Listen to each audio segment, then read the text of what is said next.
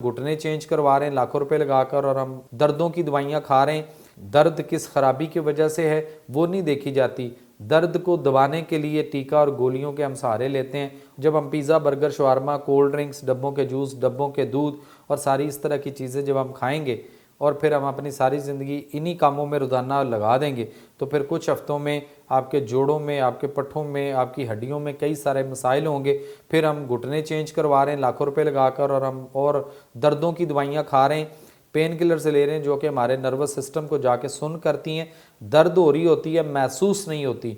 यूँ समझ लें जैसे हम अपने मोबाइल को साइलेंट पे लगा दें या हम अपने मोबाइल को वाइब्रेशन पे लगा दें तो फिर हमें बेल सुनाई नहीं देती।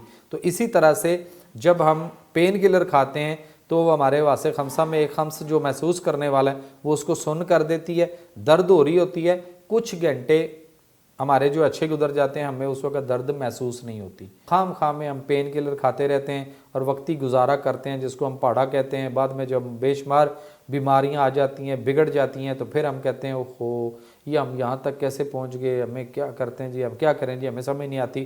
फिर जो डॉक्टर कहता है हमें वही करना पड़ता है। दर्द किस खराबी की वजह से है वो नहीं देखी जाती।